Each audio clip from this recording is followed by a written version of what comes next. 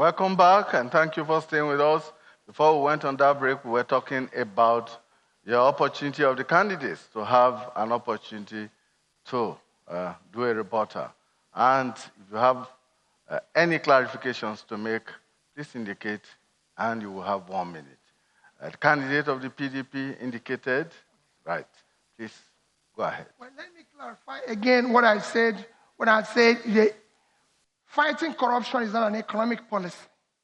It is not that you can't fight corruption, but you can fight it more aggressively while addressing economic issues. For example, in 2015, unemployment and underemployment was 24%. Today it's 40%. In 2015, we attracted $21 billion in foreign direct investment. We attracted only 17 last year. We attracted only 12 last year.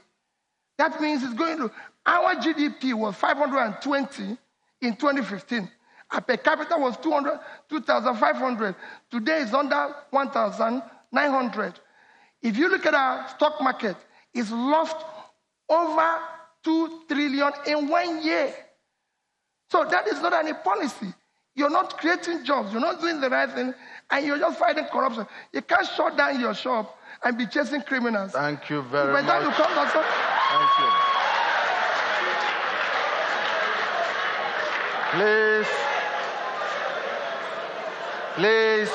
Please.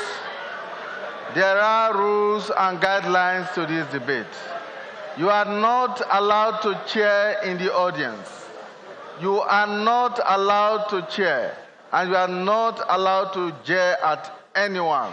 Please, let's stick by the rules. Otherwise, we may be forced to remove you from the hall. Please, let's be matured. Thank you. Candidate of the APC. Thank you very much. Let me say also that if you allow criminals to steal all the inventory in the shop, there will be no shop. That's the problem. Please.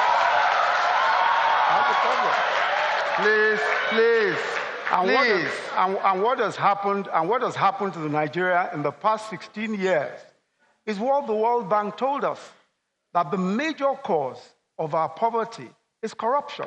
That's a major cause. That's what we've been told. So let me say that there is no way that we can minimize what has happened. We can't minimize corruption. If you minimize it, we run the risk of completely, in fact, the argument is lost. We cannot do what we want to do unless we're able to minimize corruption or eradicate it completely, which is what we're trying to do. I want to rebut the question about our debt figures.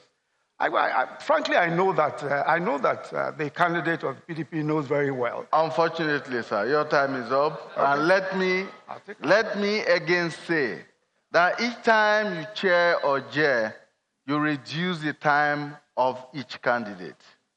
And that time is very valuable, is very vital for him or her to make the necessary points. Please, let us completely eliminate the chairing and jeering. Please. The next question is a common question for all the candidates. In 2016, when there was a major adjustment in the price of petroleum products from 87 naira to 145 naira, Nigerians reluctantly accepted this price hike in the understanding that this was going to be the last and that the word petroleum subsidy will be banished from the Nigerian government's lexicon. Now we hear of subsidy again. What is any of you going to do differently to put this problem to bed? Candidate of the Allied Congress Party of Nigeria. 2 minutes. Subsidy.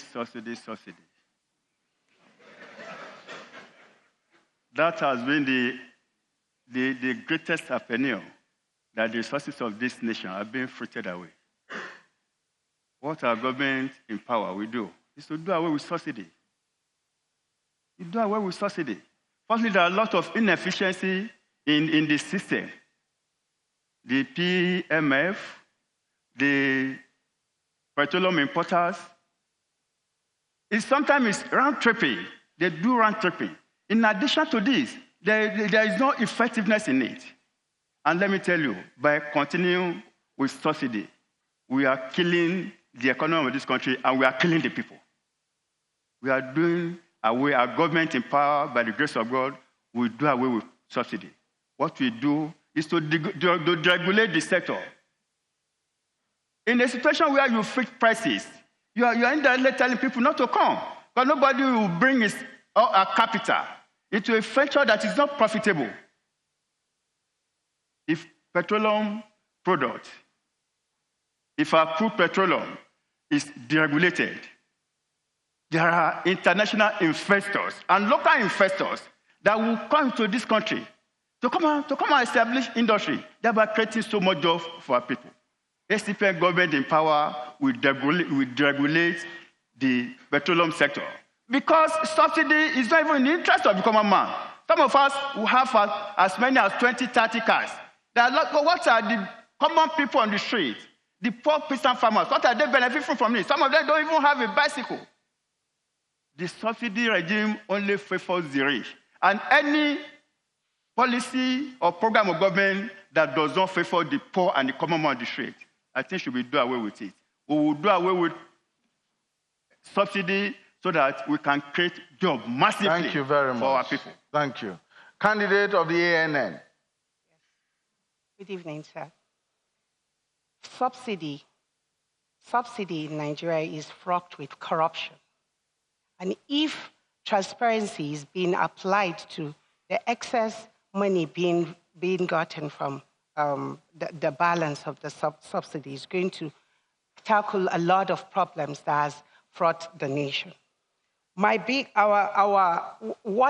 we're big on in Alliance for New Nigeria is the fact that, number one, we'll attack the institutions to ensure that there's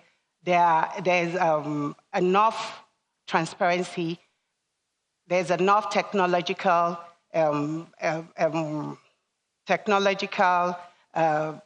issues, technological GPS that is being upgraded to ensure that every kind of corruption is tackled.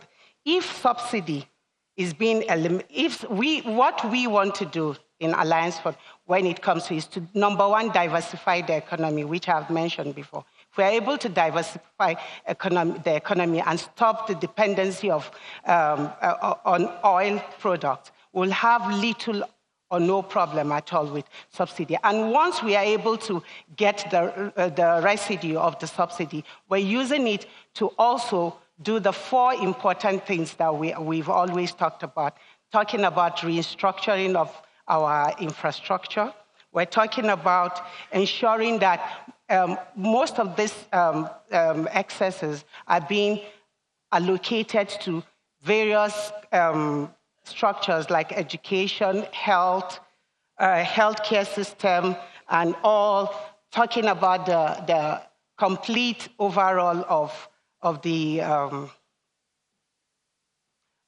civil service system. So subsidy is not something that it's something that will tackle properly. Thank you. Yes.